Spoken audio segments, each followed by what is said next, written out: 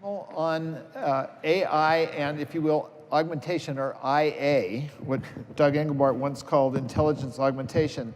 And way back when, 1962, at the dawn of interactive computing, there were two labs on either side of Stanford University. John McCarthy, who had fled MIT because they wouldn't let him do time sharing, was trying to build an AI on one side of campus, and Doug Engelbart was trying to augment humans on the other side of campus, and that created two communities, and they haven't spoken to each other since.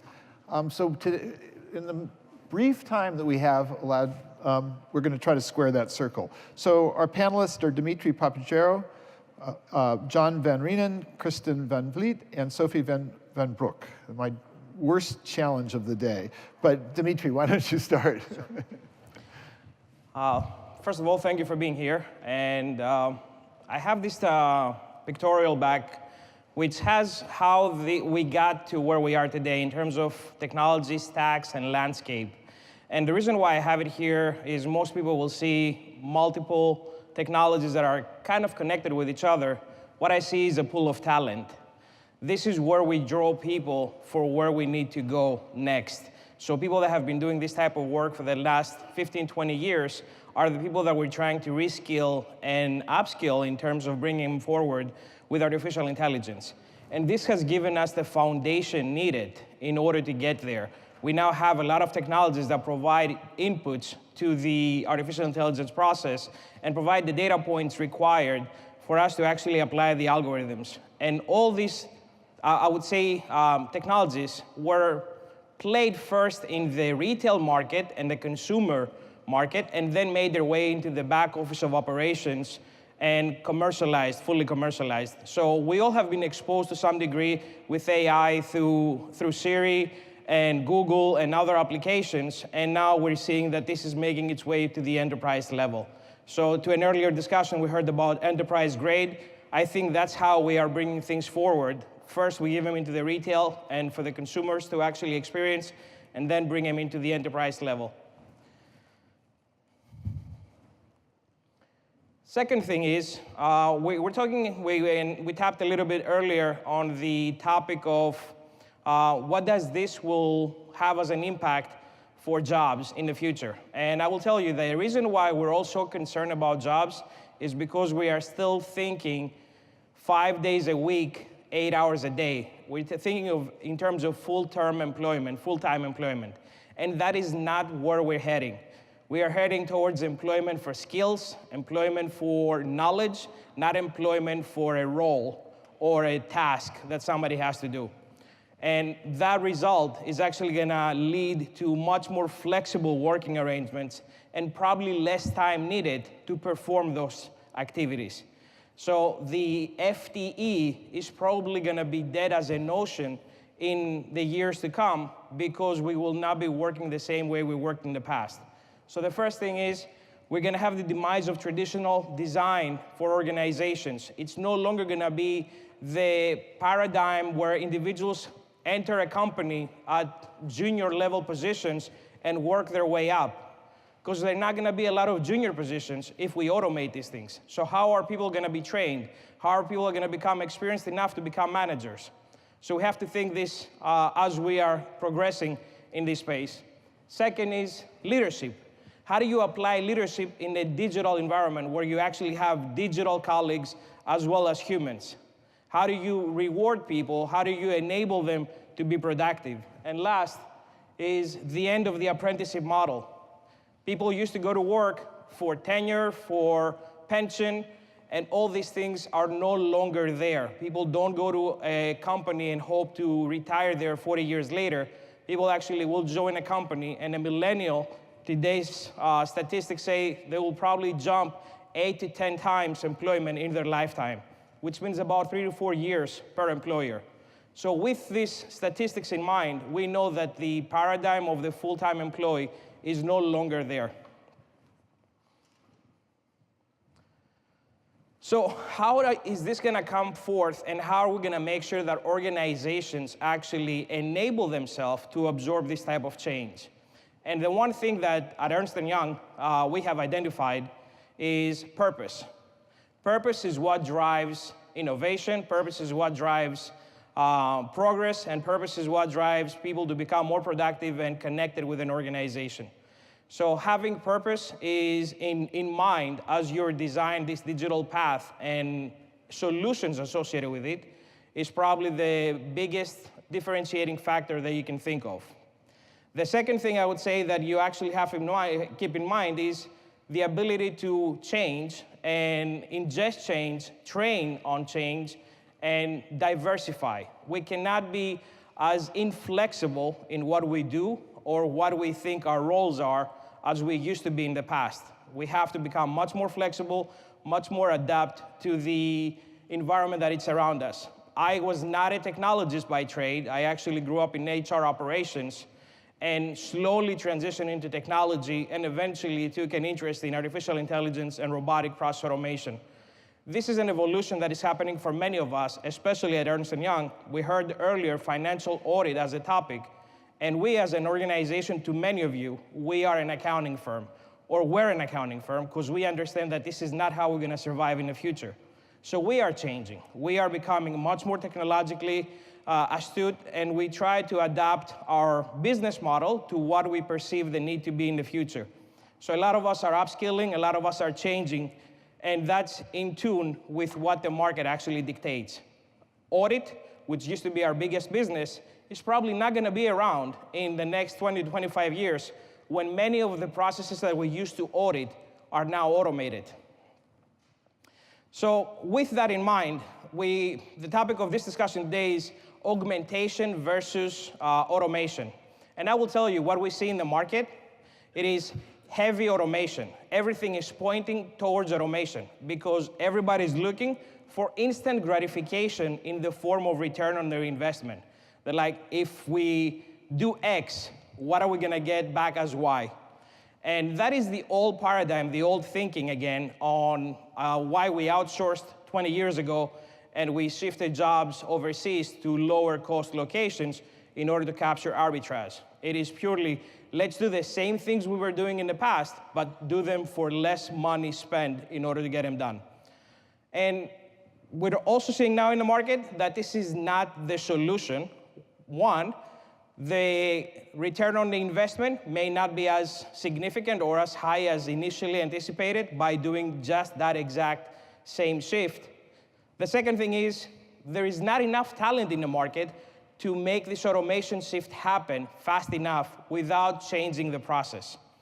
So many organizations are now struggling to recruit and upskill individuals within their organizations to meet this demand, this excess demand. And I will tell you, there is a talent war going on out there, and thankfully, thanks to MIT, we are getting a lot of qualified candidates in organizations like mine, but there is still a significant need. We showed geopolitically a huge shift from where we initially thought that talent was going to come in the last couple of years. So there's countries like Estonia and Costa Rica that have gone to their universities and changed the curriculum based on what they predict to be the demand of the future. So this is how deep the change is, and this is how disruptive it's going to be for many countries, many companies, and many individuals. Dimitris, So, we're running up against our time. Okay, my apologies. That's okay. So, move on to the next one. Thank you. Who's next? John Van Reenen. Thank you. Thank you. Yeah. Okay, so thanks very much for giving me the opportunity to speak here. So you might be surprised as an outsider coming here because there's a lot of optimism here, but if you actually go out onto the streets or talk to many people, there's a lot of fear. So the main thing I think you experience when reading newspapers or talking to people is that people are very, very fearful about what the impact of new technologies are, like AI and many other things. And this is not new. We've had these moments of history where there's been many periods where there's been a lot of fear of technology. And my view is that the fear is actually not over just technology. It's actually, technology is almost a displacement from fear over many other things. There's fear of immigration, there's fear of trade. And I think what this is rooted in is the economic experience that people have had, especially over the last 10 years after the global financial crisis, and more, actually more over the last 30 or 40 years. As Eric Brynjolfsson said, this has been a very tough time for American workers with slow wage growth. And over the last 10 years, across the whole world, this has been a rather poor time in terms of real wage cuts and high levels of unemployment in many parts of the world. So I think when we think about technology, as other people have said, it has this, it's both difficult to predict what the impact is going to be on the labor market, and there's always this inherent ambiguity. So on one side, many of the new technologies create new occupations, they augment skills. But even those technologies which kind of automate skills, which replace some of the tasks humans do, have this ambiguity. So think of it from a company perspective. If you have a new technology which makes things more efficient, reduces labor costs, yes, you might substitute away from labor into other things, but on the other hand, you can produce things a lot more efficiently, which enables your firm to expand and therefore creates more jobs. So it's the playoff of these two different things, which means that technology on the impact of jobs is inherently ambiguous. And that's true not just at the firm level, but also at the level of the industry, the level of the economy. And the kind of history of the last 200 or 300 years when we've had rapid technological progress is a positive one. We haven't had ever climbing unemployment. In fact, the economy has been able to create new jobs in order to keep unemployment at a kind of similar level. In fact, at the moment, relatively low levels. So the issue for us, I think, from a kind of business point of view and from a society point of view, is the quality of those jobs rather than the quantity of those jobs. It's what wages have, it's what skills people have. And I think the big challenge is, if you think about what the economy is, it's a way of matching different tasks that jobs require with the different skills that people have. And what happens with technology is it destroys some tasks and creates new tasks and therefore demand for new skills. So the question really is how you can move people to be able to produce the new kind of skills which are required. So my mother actually worked in a bank. She was a bank clerk. And a lot of the jobs of the bank clerk was actually giving out money and taking in money. When the ATM machine came along, that destroyed those tasks. But my mother's job didn't disappear. What happened for many bank clerks is they became relationship managers. They started doing different tasks in banks. And what that meant was if you had the flexibility to change what you do, your job didn't disappear at all. It actually could enhance your job. And I think that is a microcosm of what needs to happen in society and the economy as a whole. We have to think of ways in which we can enable people to move across to those new tasks. Now, that's not an easy thing to do. So even within a company, reskilling and retraining people is hard. When that requires you moving to a new job in a new company, or even moving to a new geographical area into another state, that is a very difficult thing to manage. So I think from the kind of policy point of view, what we need to think about is ways of actually creating resilience with people, giving them general education so they can shift tasks. It requires creating insurance so people can more easily move jobs. It's terrible if you lose your health insurance, if you lose your jobs. Most countries don't have that. And it requires compensation mechanisms. So for people who do lose out from this, it is a necessary thing to kind of help them in that process of adjustment. So it's right from a moral point of view, for through no fault of their own they lost skills, they need to be compensated for that. It's right from an efficiency point of view, because you need to create transport infrastructure, retraining, reskills to move them across, although that will let your economy grow. And it's also true from a pure political expedient point of view, because unless we do create these type of systems which create resilience, create ways of people moving into new tasks, moving to new areas, then the populist uprising that we see all over the world will continue. I did my own personal Brexit when I came to MIT last year, but the fact that the UK did Brexit is part of this kind of challenge. There were groups who lost out. That's made people very, very angry, and that's created the kind of social and political problems that we face, not just in America and Britain, but all over the world. Thank you very much.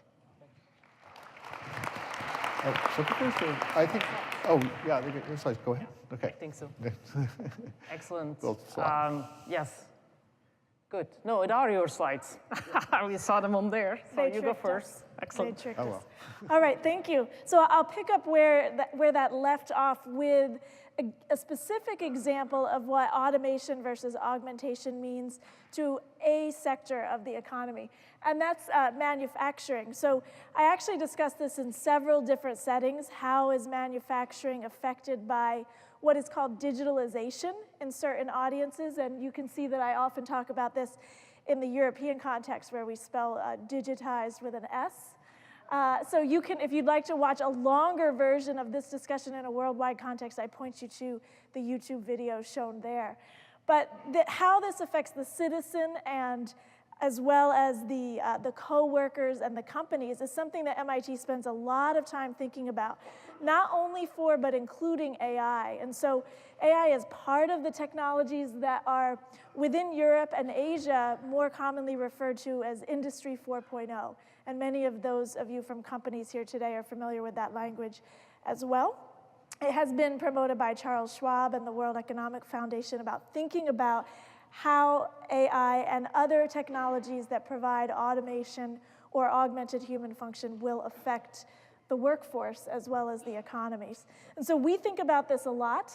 I'll give you a couple of examples of what that means to the citizen, right? So you think about how your news comes now from automated programs, as has been mentioned in the previous panel, and that you can carry that news around with you, and you may be checking for breaking news right now as I'm talking, right? So that access to information is important. That information can be used to get around. We use it to get around MIT. You use it to get around the city. And companies use it to move products around. So it affects the citizen in some ways the same way that it affects the companies. But then it brings on these consequences, even for the citizen, about how much information to share with whom. So for example, I have an iRobot in my house. It is vacuuming right now because my husband has it on his phone where he can control it from its phone. But I don't install that app on my phone because I don't want that interface, and I don't want anybody to know when I'm vacuuming, okay? So it's all up to personal preference. But these are the things that Internet of Things and AI brings into the citizen, where they may or may not be aware how much information they're sharing with the company or with others. This gives us the chance to have Internet of Things, smart cities, a lot of ambitious approaches that seem like they will improve society. And they will if we make the right policy choices, as has been mentioned. But there's also consequences to building this up. And I emphasize this because AI seems on its face as a very clean suite of technologies. You're using information, you're using intelligence, but there's physical consequences to the products that enable us to live those lives. It can be water diversion that affects populations through dams. It can also be the materials needed to build some of the hardware that we're using to enable all of these applications. So I show you here a mine that's used to develop and produce some of the materials, metals, rare earths, platinum group metals, that are used in the devices that you're using right now and the devices that are used for AI data mining. So your data mining requires mineral mining. I think that's something that's important to keep in mind. And I'll show you another picture of a different mine and a third picture of a different mine. These are in 3 different countries. One is China, one is Peru, one is the US. So to keep in mind these actual consequences of building up these technologies at scale. These jobs are partially automated, not fully automated, and so there's a consequence there.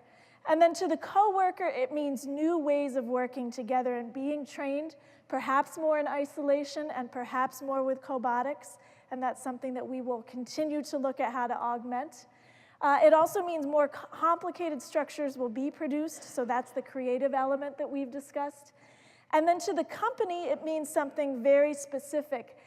You're able to produce products that are highly customized very rapidly with increased automation that can include some job displacement, but can more often include more creative uses of the humans within the factories.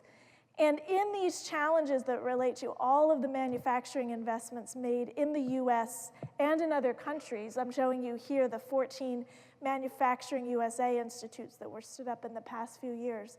How to think about how to reskill, retrain, and augment the workers with AI is going to be the challenge for this country in the next 10 years. Other countries are ahead of us in this regard.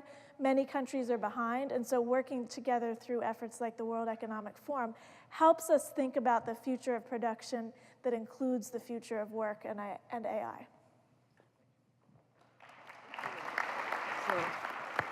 Okay, Okay, real. Good. Good morning. It's a real pleasure to be here. In my case, after 25 years at Xerox Corporation, I joined IBM earlier this year in research.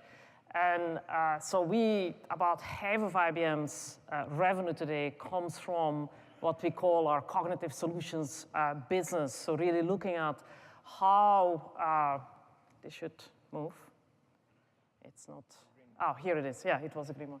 How can, as John also said, a lot of the tasks that professionals do today are being automated by AI. For example, if you are a cybersecurity professional and have to look at multiple databases to try to predict where the next hacker is, what they're doing, what's the next big thing that's coming at you, there's now capabilities, in fact, that's being sold also by the IBM Watson security business that can help security experts to do this job more effective and efficient by automating parts of the tasks. Or in financial services, as new regulations come out, having natural language processing and machine learning at your fingertips to actually read these new regulations, compare them to the old ones, and then adjust your processes within your company. So these specific tasks will help professionals do their work significantly better and give them significantly more insights and knowledge to do a great job. But many companies, I'm also on the board of a company called IDEXX, which is the largest animal diagnostic company in the world. And in IDEXX, we have moved AI to the edge. AI is going to be embedded all around us. And what happens here, there is a vet. If you take your pet to the vet, often the vet takes blood. These blood tests can be done in the veterinary's practice or sent to the reference lab. But if the vet needs to take urine, because a lot of diseases can be identified by looking at urine, it cannot be sent to the lab because it degrades. And so you have to do it immediately. And so the vet technician would look through the microscope, very, very manual, and then try to identify all the particles in the urine.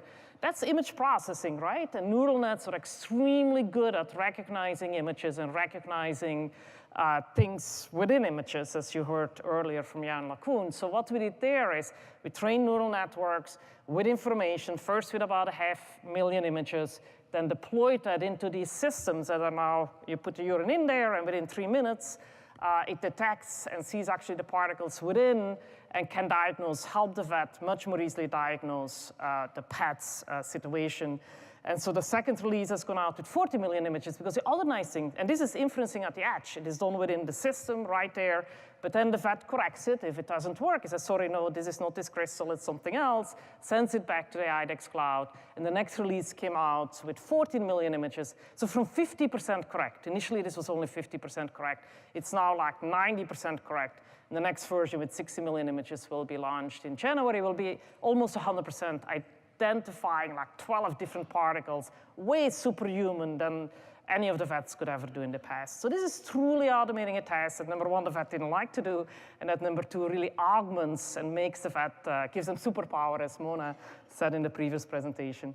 Again, I can go on and on. Other examples at Xerox, we worked with teachers. This is about a decade ago project where we observed that teachers would spend hours every night anytime they did a task with 30 kids in the class grading the task, and then they were just too tired even after all the grading, that was it. Every student got the same task, same medication. We had this system Ignite where, again, a multifunction device at the edge, that's why I wanted to show this example, would print out a test, the students who did the test would scan it in, and then give the teacher within 3 minutes, instead of, again, a couple hours of work at night, the results of the students and group them by issues that they had. This was elementary school software. So again, a specific task, the teacher didn't like to do it, and it really helped the teacher get superpower, and Mona, I'm going to keep stealing your word here, to do a better job in personalizing education for the students. And so, John, this relates to your point and David Arthur's point about really automating tasks. So the point of view is more and more tasks will be automated, thereby augmenting human knowledge and human intelligence. And so it's exponential in processing power and the exponential in network capabilities and social networks, and the exponential in data will lead to an exponential in knowledge. And at IBM, we like to call this Watson law the Watson law instead of Metcalfe or Moore's law. Finally, the three principles which I think are extremely critical. In the interest of time, I'm going to go over them quickly. We can discuss them on the panel. The purpose here is, again, automating tasks which are, most of them are really boring because that's what narrow AI does today. It's not yet broad AI or next-gen AI. The narrow AI, you automate tasks to really make a professional much more effective and efficient. There has to be trust and transparency. To us, it is extremely critical that if you you go for a mortgage and you're said, no, you can't get your mortgage, and you ask why. Oh, sorry, Watson told me you couldn't get it. That's not gonna, whatever, cut it, right? You need to get the insights of why you were not approved for a mortgage or why you have cancer. Being able to explain ability is important. And then number three, skills. We discussed it. It's very important. How does, and Jan Lacuna, the nice picture, right? How the skills have to keep up with the technology. IBM started 5 years ago creating a PTAC, Professional Technology School, with grades 9 and move it through grade 14. We now have 60 schools touching 12,000 students to really help them adopt these new technologies and then become very effective in applying them in the workforce. And so these are, I totally agree, people mentioned this morning, it's responsibilities of companies like us to really help retrain the new-collar workers for this new world we live in. Thank you. Thank you. Seeing how much time we have. Good, we have 20 minutes. So let me start by, AI, automation, augmentation. It's a dichotomy, but isn't it also a paradox? If you augment a human, don't you also need fewer humans? Let me ask that question to the panel as a whole. What is the consequence of augmentation for the society as a whole? Well, I don't think you do need necessarily fewer humans at all, because for a given task, then you may replace that or augment as done by AI. But it also creates new things that you couldn't already do. I mean, somebody has to create the AI in the first place. There's a whole sort of new things which has to be done. There's things we haven't imagined yet which need to be done. So I think this is always this frisson with any new technology. Yes, it could mean that we need less humans, but we've always, for hundreds and hundreds of years, been able to come up with new ways of using it. People make new demands that we hadn't thought about. You remain a Keynesian. Sorry? You remain a Keynesian. Not a Keynesian. I think all economists realize that it could be the case that the amount of work goes down and that changes how we do it. But it certainly hasn't been the case in the last few hundred years, and I see no necessity that it has to be the case in the future. Sophie. I think, yeah, in all the examples that I gave, it didn't, again, with the narrow AI, where specific tasks are automated, like for the teacher, no longer having to do the grading and the grouping the kids. Now she can spend more time personalizing and with individual students, so that's a benefit. For the vet, it hasn't replaced veterinary vets, because you still need them to deal with the pets and the patients, and the same in most of what IBM does, AI for professionals. People are working, at the end of the quarter, they're working like 60, 80 hours a week trying to close the books. If you have some of these AI capabilities on your shoulder, you can actually do it in a much more effective and efficient way. And in fact, perhaps, somebody mentioned there might be an opportunity for people to go back to 40-hour a week working. Being from Europe originally, I like that, I'm waiting for this, instead of 60, 80 hours that some people do in certain times throughout the quarter.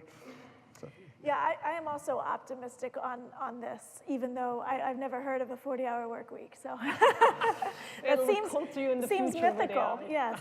But I think that this idea that augmentation requires or will lead to fewer workers, that may be the case in certain tasks, but there's many, many tasks that it will not be the case for. And radiology was mentioned earlier.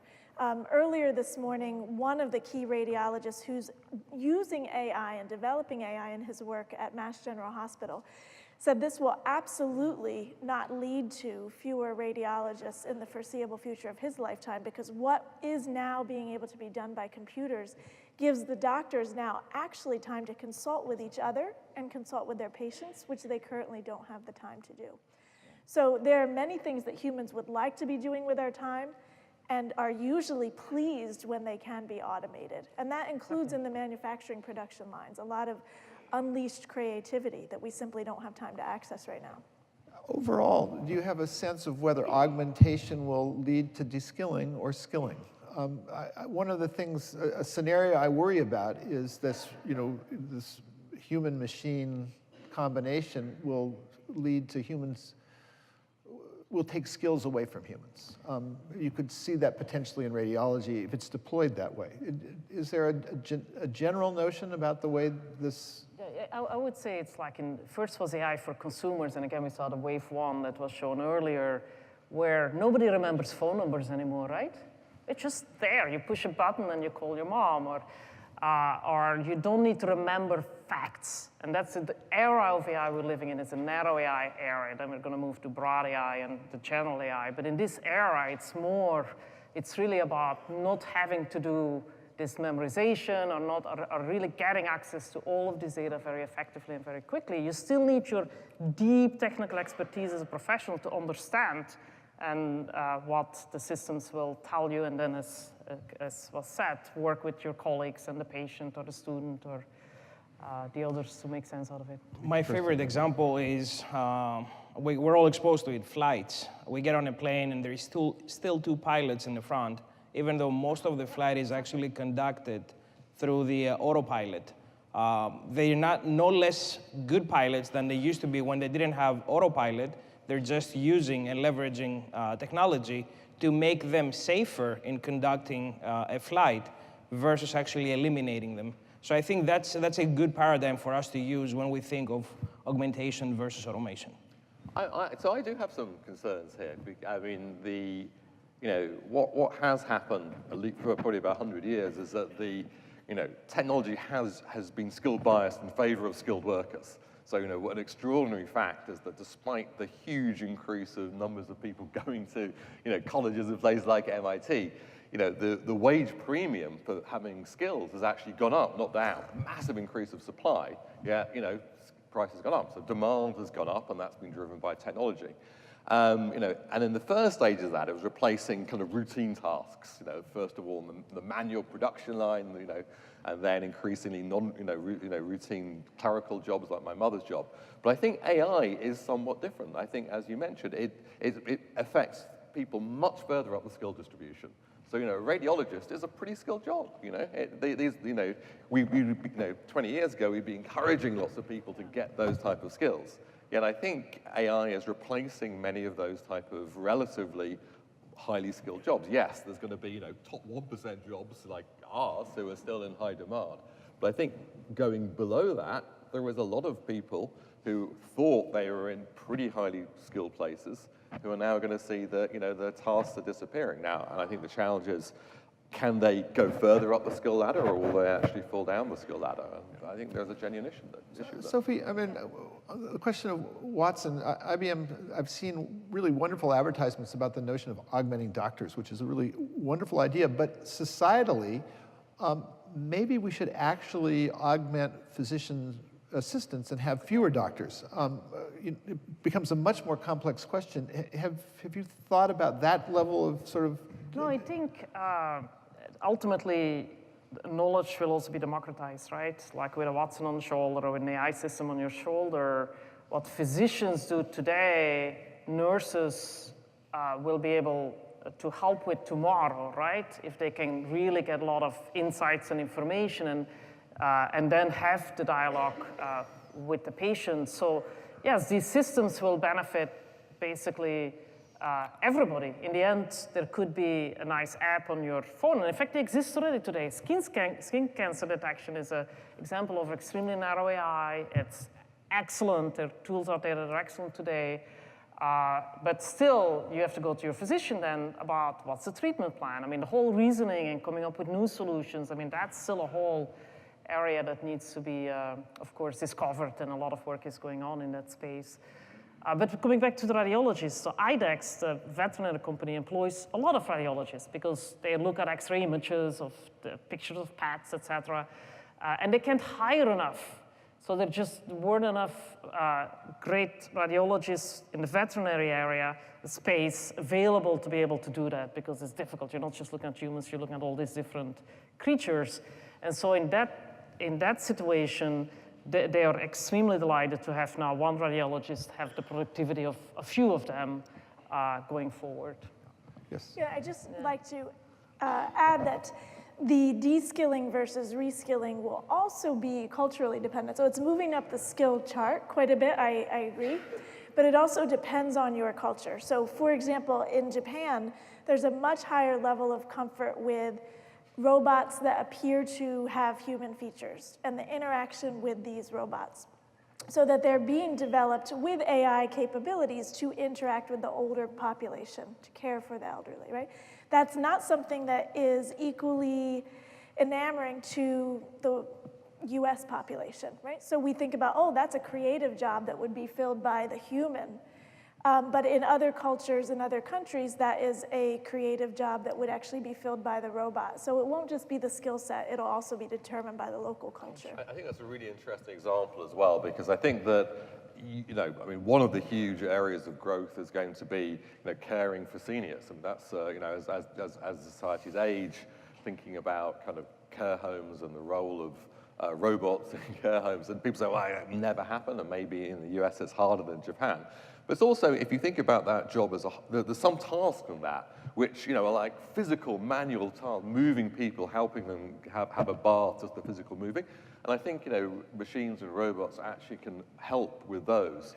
Whereas the softer skills, the kind of emotional interaction and the support and the conversation, that is something which is very, very, very difficult to automate, whether they'll ever do a part. So I think that's an example where, the job of someone who is in care may focus much more on the kind of soft skills element, which are harder to do in AI. And the more manual type of tasks will be the things which get maybe increasingly taken over by robot-based AI. Do you follow the pace of those kinds of autonomous systems? Looking at the most recent DARPA Grand Challenge, which was just 2 years ago, the notion of robots moving autonomously in unstructured environments looks like it's very long away, and maybe we'll be lucky if the robots come just in time for a particular generation. I mean, Sophie, do you have a sense about the pace of automation in these? I mean, self-driving cars are still in a structured environment. Moving around in a completely unstructured environment is a very challenging task. In IBM, we're not into robots itself, right? It's I was looking at you, maybe that's one with your industry 4.0. I think today, like drones and robots, they are autonomous. They're not yet intelligent, right? I think ultimately we are working at IBM on a lot of technologies that will also allow the intelligence to move into the drone or into the car, so it doesn't need to constantly get back to the cloud and get their instructions and information. And there's a lot of big processing capability happening in the cloud today. How do you miniaturize this? How do you get to extremely low power? How do you create whole new neural network-inspired chips and ASICs? And in fact, having said that now, we were both talking about it earlier, at IBM we're also extremely looking forward and very optimistic about the new partnership IBM and MIT have formed. So many of the new colleagues are in the audience here, creating the MIT IBM Watson AI Lab. Just announced it a month ago, and now everybody is submitting. Of course, with David Arthur and your team, we have been collaborating for a long time, but the students, the professors, the researchers, it's a joint research lab that we're going to be addressing a lot of these challenges. And again, with the focus on how do we make sure it's on an ethical way and in a fair way so we make a positive impact on society? Dimitri, one of the things that you said that gave me pause was the notion of the end of the FTE. What does that world look like? So again, I think we killed the FTE 10 years ago when we killed the 40-hour work week, because none of us works 40 hours anymore. So that notion has long been dead, but probably to a negative effect to most of us. So I think the notion of having somebody in a place or for a given task, 40 hours a week, 50 hours, 60 hours a week, whatever it is, what is their job description is going to change. I think we're gonna start hiring people for skills and just on demand type of expectation. So employment will be a platform. It's not going to be a career. It's not going to be that I'm joining a company and I'm going to be here for the next 40 years. I am here to do this specific task that I am very skilled on, and then I move on to my next place of employment. Does it suggest a move toward de-skilling? If you think about humans in this kind of Charlie Chaplin-like environment in which they're doing a different task or perhaps a different job on somebody's talent platform every hour, perhaps? Not necessarily de-skilling. I would say actually it forces a bigger divide between lower skill and higher skills, because you're going to have those high-skilled individuals that are coveted and needed by many organizations and have that opportunity to work with multiple entities, whereas the individuals with low skills will start seeing themselves becoming more and more obsolete through technology. So that's, I think, what we have as a challenge ahead of us is how do we bring everybody forth, not just the select few that have access to technology. So, Sophie, I wanted to ask you about the practical distinctions between an augmentation strategy within a corporation and an automation strategy. And I wonder, one of the sort of categories I think a lot about is the call center. And I think about the notion of what you do with the call center operator. You could replace them, or you could perhaps create a system around them that would augment them. Has IBM faced this? Or? So yes, both IBM faced it and my previous company at Xerox. We had a big customer care business before Xerox split into two companies and kept traditional printing, publishing, managed print services in Xerox and spun off all the BPO. But we had 40,000 call center agents on staff that were doing the customer care for the airlines, for the retail, for whatever, many telecom, many different industries. And clearly, within the labs, we were coming up with tools to augment their knowledge, right? If there is a certain product, right? I mean, this customer care for this gadget, making sure at your fingertips with natural language processing, they could access and get the right information to really have an effective and efficient dialogue with the client that was calling. Obviously, what's happening to these call center agents' job is many of them are being automated with virtual agents and chatbots, which are becoming better and better, especially in very narrow areas. Just customer care for this particular, hopefully fairly simple gadget, most probably virtual agents will already do as well as a regular customer care agent today. And even like a company like Soul Machines, I think Australian company, if you go check them out, the virtual agents, I mean, they really interact with you through the camera.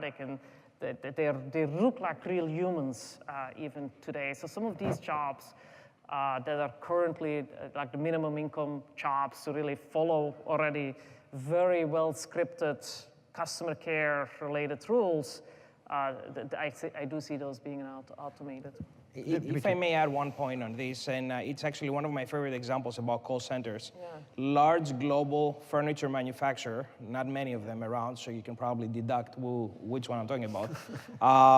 So they had 4,000 people in their call centers, and they were a $10 billion company. They are today a $30 billion company, and they still have 4,000 people in the call centers.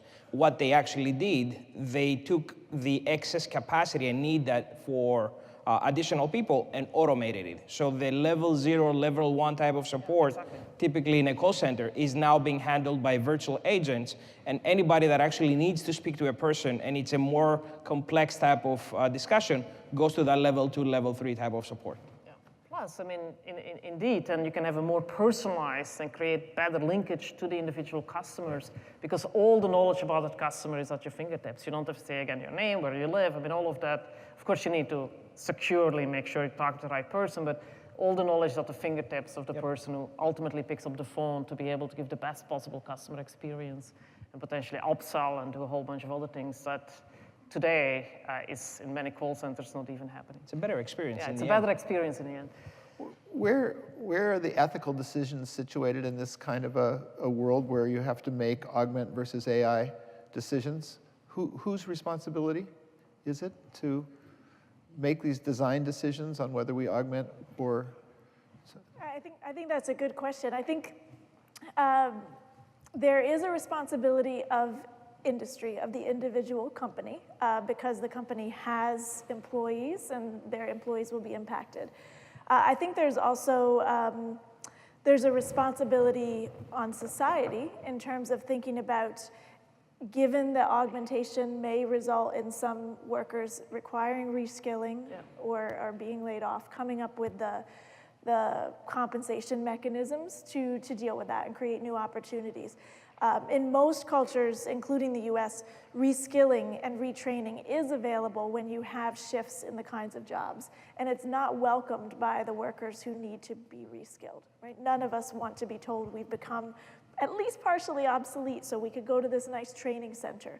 So I think policy, at state and federal levels has to think about how do we really provide that resource to the workers. It can't be all on the companies. It can be partially on the companies. And then I would say one more thing. We are talking about augmentation as we have the current workforce that is able-bodied. You also want to think about the possibility that augmented workforces now enable some of the community that has physical disabilities to join the highly skilled workforce in new ways, right? Exactly. So that is a positive that is a responsibility of the companies as well as the policymakers. One paradox about this, the question of the ethics of automated systems, is one of the good things about having an automated system is you're making explicit what was often implicit ethical judgments which would be made by people in the company the whole time. You had to make decisions, and now this is actually an explicit decision because it's automated. But the paradox is, of course, the kind of progressivity of AI has been precisely through machine learning, where it's a kind of often a complete black box as to how these decisions are being made. So I think this is going to be a kind of tension. I mean, there's a positive thing about making explicit your ethical judgments, but then actually explaining what the black box does is going to be harder and harder. Question was more about automation versus augmentation, high level. You're going to what's embedded within the AI models, right? What ethical biases, et cetera. And I think all of the engineers and the AI scientists who are building these models or training these models, it's our responsibility to make sure that they are fair, that they are transparent, at least in AI for professionals or AI for business, and that they're not biased. Yeah. So we are out of time. This is a good panel. Thank you very much. Okay, thank you.